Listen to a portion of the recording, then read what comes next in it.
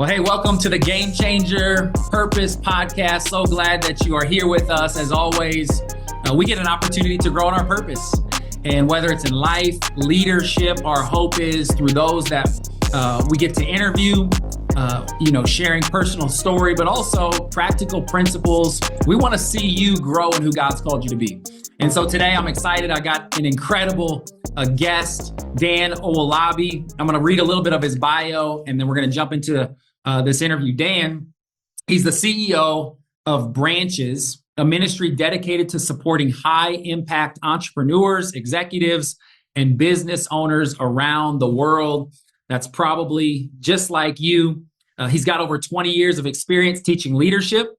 Dan is a sought-after international keynote speaker, teaching pastor, and a member of the Global Leadership Summit teaching faculty. To date, Dan has worked with leaders in over 25 countries and 5 continents. I love that. He's helping them clarify their identity and leverage their influence to serve others. Dan's latest book, Authentic Leadership, quickly became an Amazon #1 new release. He holds a graduate degree from Ashland University centering on American leadership and is completing a doctoral in global leadership from Fuller Theological Seminary. Dan is a teaching pastor at Grace Church in Wooster, Ohio, where he lives with his wife and 2 daughters. Dan Owolabi, welcome to the podcast. So glad that you're here with us, brother. Hey, it's good to be here, Josh. Man, I'm excited about today.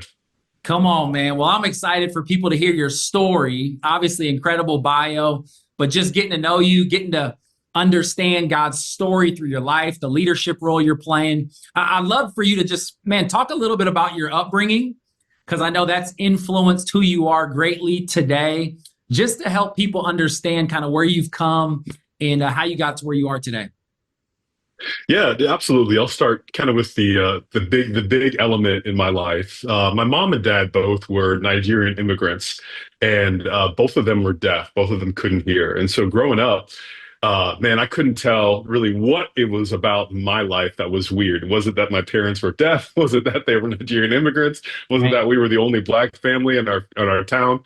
There was just a lot, going on. Looking back now, man, I really appreciate that type of upbringing. My parents were just ambitious people that did a lot with their lives. Yeah. But at the time, I was really embarrassed by it, and really ashamed. It took me a long time to really kind of grow into my sense of authenticity. But when I did, man, it made a huge difference in the way that I see the world, the way that I relate with other people. I love how you start there, and I'd love to even hear more about your parents, because I know in your book you talk about kind of their story, some of the things they did. What brought them over, to the States? Yeah, so one of the things that really compelled them was education. I've always been a big fan of education. My mom and dad were a big fan of education. It's funny, the people who come to the United States oftentimes tend to be dreamers, visionary, and to leave everything back in your home country, wherever you're coming from, and come, and start over. You have to be a certain kind of person, and both of them were that type of person. So they wanted a better future, and they're willing to just risk everything for it. That's in my DNA too, and so that's one of the reasons why they came. For me though, if I was thinking about my purpose and thinking about who I am and where it started, I've always lived at the intersection of leadership and faith. That's always been a really important, compelling factor for me. And so, when I was younger, I wanted to be seen as a leader, but I was just so different from everyone else in a lot of different ways. It took me a long time to sort of feel my sense of authenticity, like I mentioned earlier. Then when I was a high school history teacher, I really wanted to help my students become better leaders. When I was a basketball player in college, I really wanted to be seen as a leader. It wasn't until I started being a pastor, I was a pastor for about 10 years after I left teaching, that I really started to understand how to help people become great leaders in the church, how to help them be genuinely influential. Yeah. Not for their own name, for their own kingdom, their own clan, but for God's kingdom, how to advance God's kingdom using their influence to make people's lives better. So that's really where things really started to gain momentum in my life. Come on, man. Well, number one, I think that's where we got some things in common is you play college basketball. And so the sports thing definitely drew me to you as I'm reading your story in your book. But I love how you talk about kind of your upbringing and how different you were. And I think that's one of the things, as I look at what you're doing today, as I read your story, man, I'm so compelled by how God is using you. But obviously, you didn't get there by accident. There's a story that God has been telling through your life. And it's a journey, I would say, that's the less traveled journey by many. And as I think about just purpose, as I think about my own life, and even some of the challenges in purpose and really in authenticity, is you're looking at leaders that you kind of admire, you're looking at aspects you want to be like, but the road you're on seems very different than where they are. In sports, I say it this way. I say, everybody wants to be Steph Curry, but nobody wants to go to Davidson. And if every player coming out of high school, you want to go to the big school, and Steph did too. But it was his journey to Davidson and kind of taking the road less traveled that I think ultimately developed him as a player, which allowed him to become the person he is today. And so you talk about, I would just say this, first of all, for when we're talking about purpose and leadership, don't follow the crowd. Don't follow the people in front of you. Find and follow the path that God has for you, which, again, I'll just be the first to say that can be really hard. And that's where I think authenticity is really hard, because we're going down a path that nobody else is going down. And so it just makes you feel like, I got to be doing something wrong. Like there's something wrong with this picture. The other thing you said, which I didn't really fully know this, but talk about your journey. You were a teacher first, and you transitioned from a teacher to a pastor, and now you're primarily working with leaders. When did you know faith and leadership, the intersection between those two, was kind of your bullseye? And how long were you a teacher, and then how long was that journey before you really felt like you landed in your sweet spot? Man, that's a fantastic question. So, Josh, I want to go back to something you said a little bit earlier and just disagree with you. You said that we both played college basketball. We played college basketball, man, but you were way better than I was. I saw you played basketball. I was on the team. There's a difference between the two. But no, I think what you're saying is 100% true. And there is this degree of loneliness, disillusionment. Man, am I doing the right thing? There's a lot of things that got us to teach you in those moments. And he's done it all through the Bible. Like with Joseph is a great example of that. Just this long period between the promise and the fulfillment of the promise. Like that sense of figuring yourself out is something that Moses went through it. Everybody kind of has to go through it.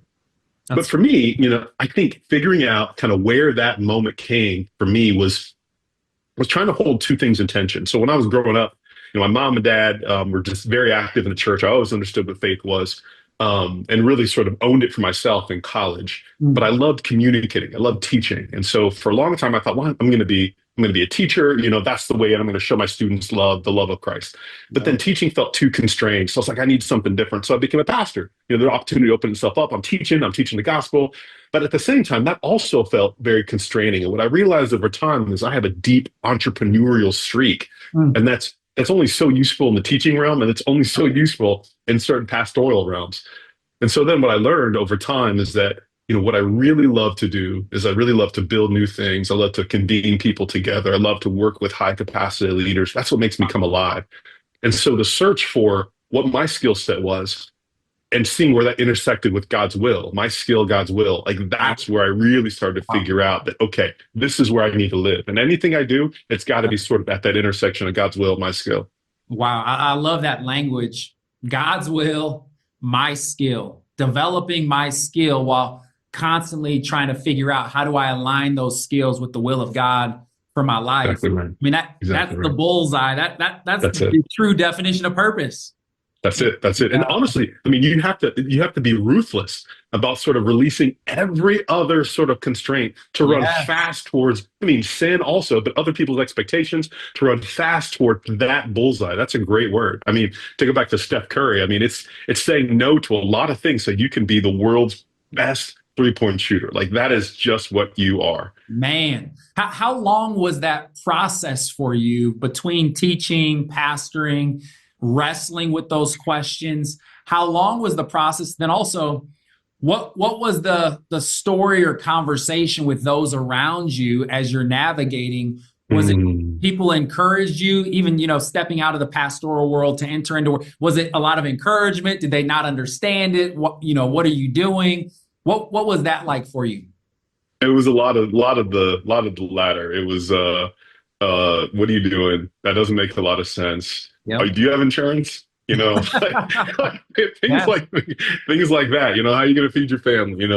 Um, and there's certain degree of believing in Yeah. yourself, betting on yourself, but also a certain degree in confidence and saying like, God, I believe you are as real as the shirt on my back, and Yep. so I'm going to take this step of faith. And like, if you don't come through, Mm. not only will I be embarrassed, not only will I be a laughing stock and I'll have to go crawling back to whoever, Yep. but man, it's going to hurt. Like I'm going to lose some things. I could lose my house. And so there's all these things that sort of, come together that put pressure on you to say, man, this isn't a good step. But it's really faith that kind of pushes you over the edge and say, if God's real, I believe he's calling me. I got to make this move. So it took a long time. And honestly, I wish I could tell you it was a one-time thing. Like Yeah. it was over the course of my life, and probably the same for you. I've probably had six of those, like where I'm like, man, I've accomplished some things. Oh gosh, you're asking me to step out again and leave all that behind. Oh, okay, great. I have to do it again and again and again. And that's really what's helped get me to a place. So So good. When you first started to kind of, I would say, shift from the pastoral to more of the broader entrepreneurial leadership, did you kind of stop the pastoral, go all in, or was there kind of a gradual transition where you started to work more with entrepreneurs, do leadership? What was that kind of transition like for you? that's a great question, Josh. There was some overlap. So I was a Yeah. pastor, like I'd said, for about 10 years, and I started a leadership company while I was pastoring. And Yeah. I could feel, pastoring was going well. So a lot of the volunteers were taking over some of the things that I'd been working on. So I had some free time. So I started pursuing some things that I knew were in the direction that God was taking me. Started that company. It went really well. Yep. And so it kind of gave me a launching point. But there was this identity shift that didn't have to happen in me. Like I always saw Yeah. myself as a pastor, regardless of what occupation I'm in. I'm a pastoral type guy. Yep. But other people, when you're always a pastor, to leave the ministry, Yep. usually it's because you did something wrong. Like you slept with someone you shouldn't have, you stole Right. some money, whatever. But to leave for just because you think God's calling you to is very rare. And so Yep. having to have those conversations with people as I made that leap, that was probably one of the hardest things I've done. Yep. Oh, I can't imagine. And like you said, the voices of what people are thinking and saying, but the knowing that you're following God's will along with the skills that he's given you that you're developing. So you had the kind of consulting thing going on. So when did you start branches? Was that the consulting thing that you already had going on? Because now, I mean, number one, I love your model. You've got for profit and nonprofit, both Mhm. focused on entrepreneurial leaders. Mhm. The Mhm. nonprofits focused on leaders around the world, all these Mhm. different countries and continents. And then you've got the for profit. Talk about that model and how you kind of discovered how you started that model. Yeah, we almost stumbled into that model. There was a certain degree of focus around the initial mission. Look, we are here to help entrepreneurs around the world who are Yep. building companies that are designed to change communities, and we Yep. believe business is ministry. So, we need to help them. But once we got some momentum there, we started to realize what we were teaching these entrepreneurs was working, and also there was a demand in the United States for people to really understand how to integrate their faith and their leadership in a business context. Yep. And so we started seeing opportunities to supplement some of the donor dollars that we were getting for our leadership nonprofit work, and started saying, well, we started a consulting company. And shoot, I'm entrepreneurial. So if you tell me, hey, let's start something new, I'm like, yeah, Let's let's do go. it. Yeah. So that was a fun thing for us to do. Again, I absolutely love the model because you're doing the same thing, just Yeah. in slightly different contexts. You wrote Yeah. the book, Authentic Leadership. I've got my copy right here. And Hey, there it is. this was really when I first got connected to you. It was a little over about a year ago. Yeah. I actually Yeah. was sick for a season. And Mm. I forget how I got connected to the book, but I had it, started reading through it. Man, just Mm. started underlining and highlighting and really resonated with what you were writing. What was behind this book, Authentic Leadership? How did you maybe how is this a part of who you are as a leader, what you were teaching leaders? Like, what was the genesis behind this book? Yeah. Yeah, let me start by saying, Josh, man, I'm just thoroughly impressed by the research you've done before this podcast. I'm like, holy cow, man, like you know a lot. This is good. Asking all the right questions. I think so the idea behind authentic leadership really came from both a need in the market. Like I could see people really wrestling with insecurity. As a pastor, I work with hundreds of business leaders. You're sitting down one-on-one with them, they're talking about something in their life over coffee, and all of a sudden this insecurity starts pouring out. And they'll say things to a pastor that they would have never said to their spouse, like men and women. And so I'm hearing these things and seeing these patterns and realizing, what they're putting on a mask. A lot of them are posturing and pretending. But then also, a good book comes from your own experience. Like you can speak to it with this depth of certainty. Like what I'm saying is true and helpful. And so my own journey, is really trying to figure out who am I in a world full of people who aren't, I'm 6'4" and I'm Black. Most people I interact with are not 6'4" and Black. I have deaf parents. Most people don't have deaf parents. They're mostly, so the fact that every room I walk into, I'm different really created this deep sense of insecurity in me for a very long time.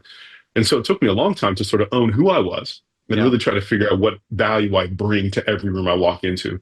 That's good. And being armed with that sort of solution, being able to articulate it in a way that people I think could really understand, and then turning towards an audience that I know really needed that solution. That's where that book really started to come together. Yep. I love that. And, I've said before, I think our book, especially some of our first books, are really a reflection of our purpose and our story and who we are. And every message we share should be tied to the purpose that we're living. And so you talk about your story and how that connects with this. How long had you been leading? How long was Branches going before you wrote this book?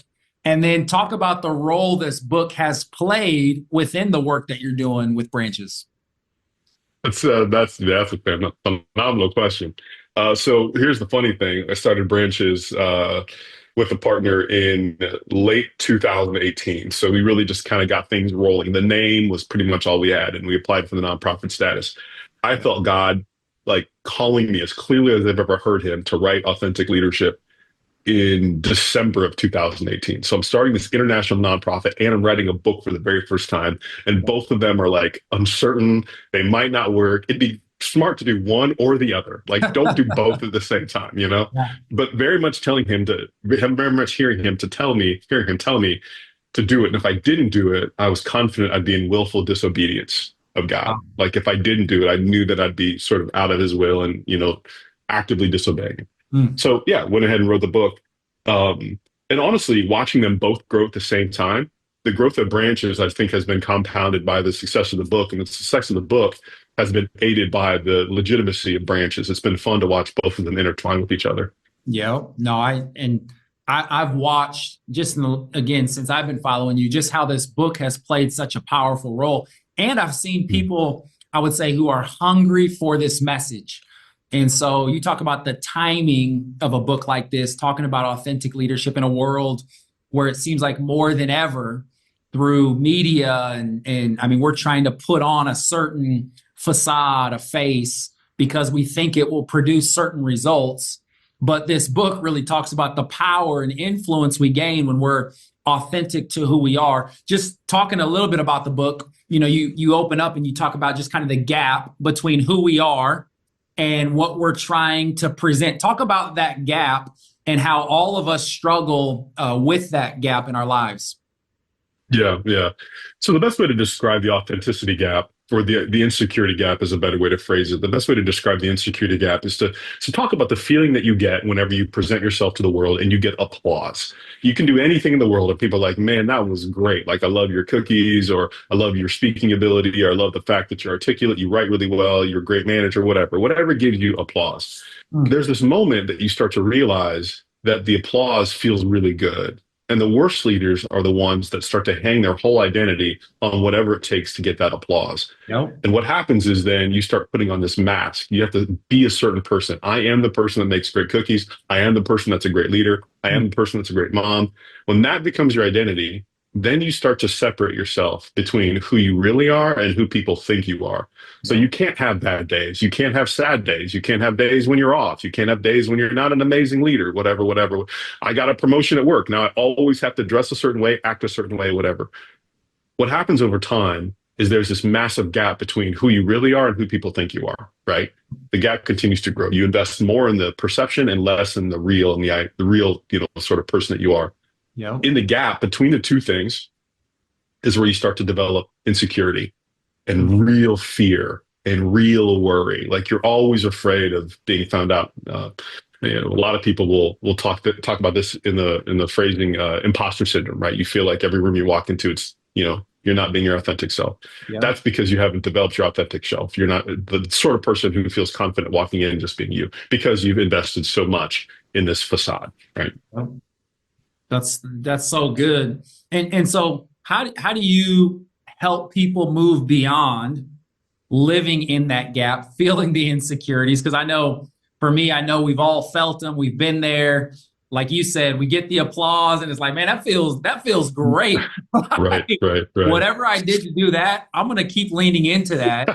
And you start to push down those other aspects of who you are because those aren't received as well. Even as far as maybe you feel called to something else, but that doesn't get the same applause. And so you start kind of living in that insecurity. Fear starts to grow. How do we move past that and then start to really live out more authentically who we are? Yeah, that's a fantastic question. I think the answer to that is really developing the courage to follow Christ, regardless of the applause. I mean, you can earn some accolades for a certain avenue or a certain sort of side of yourself, which is totally fine. Like there's nothing wrong with that if it's taken in the right way. Yeah. But the truth is God might take you in a different direction. He might call you to develop a different side of your personality, whatever. You've got to be willing and have the courage to sort of move against the grain and lean into that. And here's the key. Yep. If you position yourself to always be a service of other people, regardless of what room you walk into, look, I am here to take my best self, my skill. I'm here to take that and use that to serve you. Regardless of what you think about me, regardless of whether you give me applause or not, I'm here to help you become the best version of yourself by being the best version of myself. Like that sort of interplay is really what starts to give you that sense of confidence. I got nothing to lose. I got nothing to hide. I'm not trying to prove anything to you. I'm just trying to be the best version of myself as I serve you. Yeah. And so if you keep walking that path, then it becomes easier and easier to sort of forego the applause or get no applause or even get some ridicule because you're like, look, I'm not here for your opinion. Honestly, you could hate me, you could love me, you could whatever. I'm here to help you. I feel like the word that comes to my mind, the words, it's really inside out leadership. In leadership, a lot of times we are focused on external, the applause and how we look and what we're doing. But this book in Authentic Leadership really says, man, leadership starts on the inside. It does. It's becoming the most authentic version of who you are, which then you kind of towards the end talk about. That's how you gain the most influence in people's lives. You want to lead, you want to influence, you want to bring change. You can't do that being somebody else. And it will take you so far. So you talk about influence versus like power. Talk about what real influence means, looks like as we're our most authentic self.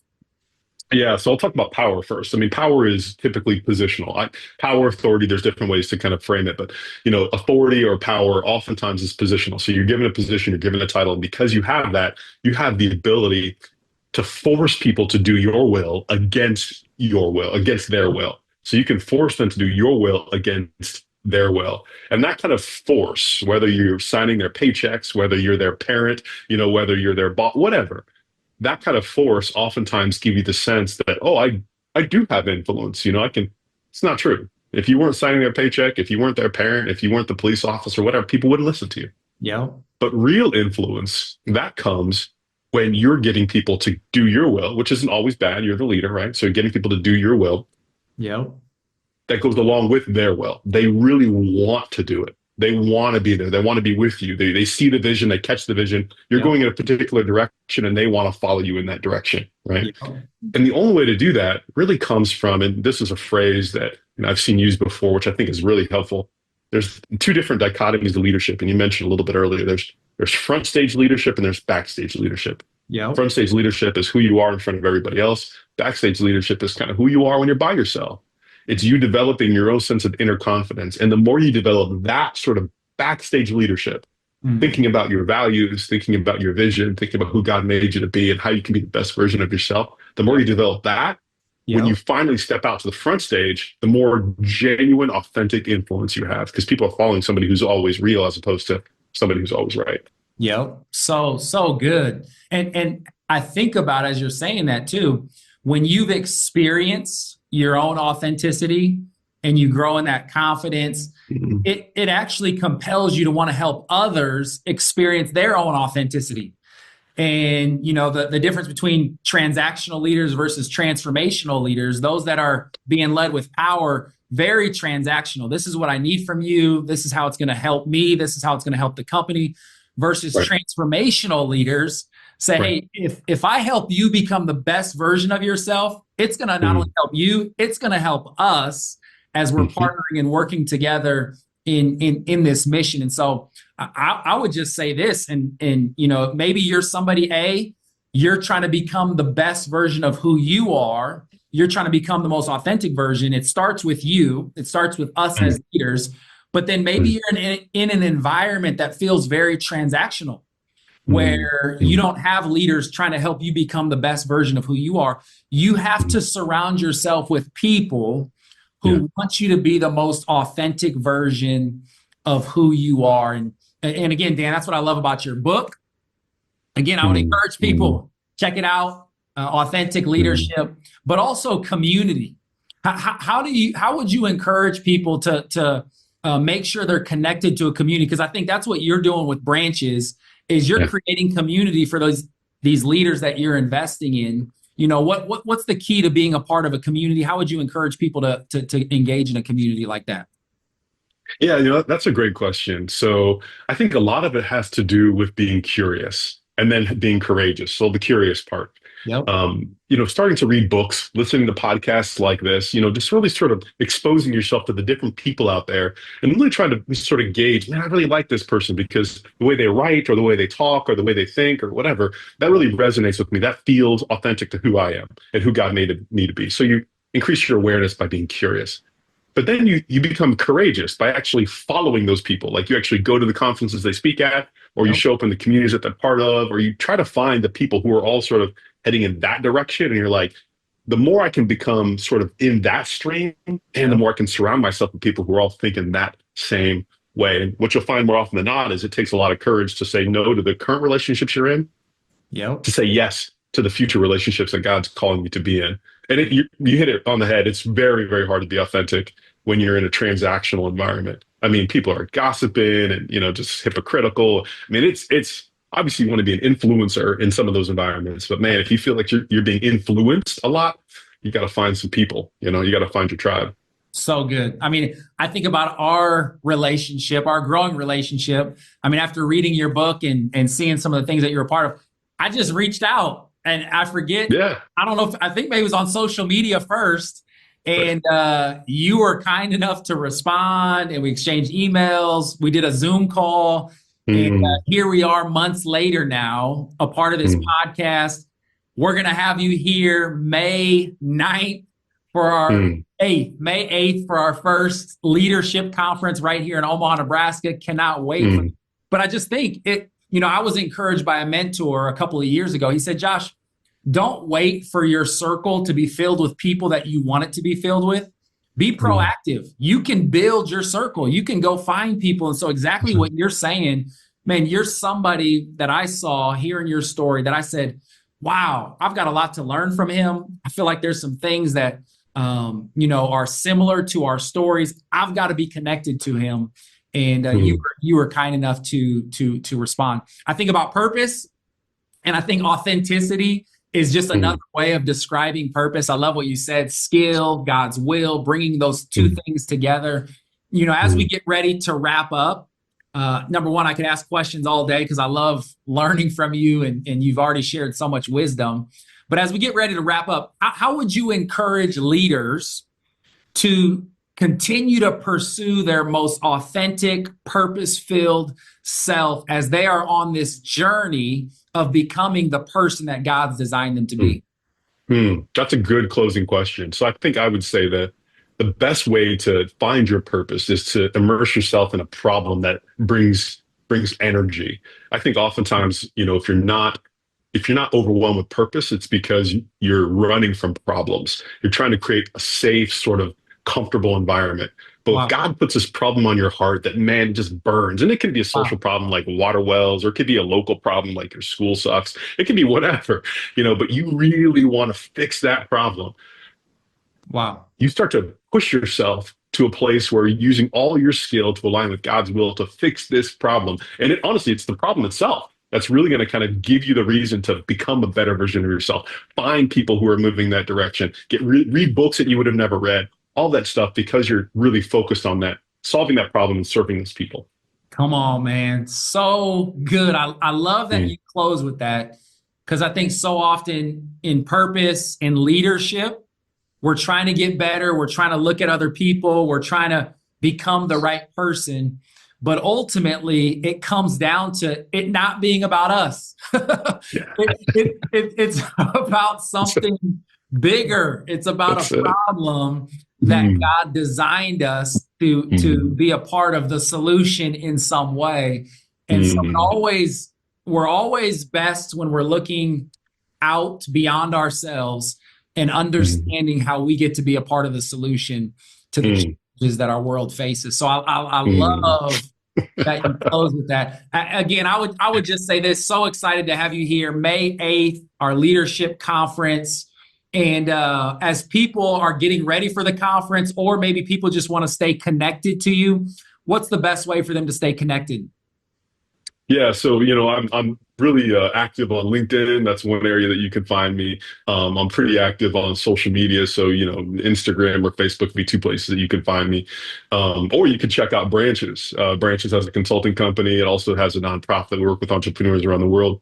Go to branchesworldwide.org. That's a great way to get connected to our whole community of people around the world who are thinking about the same thing: how to build companies that change communities. And so it's a fun thing. If you're looking for a community, we'd love to have you.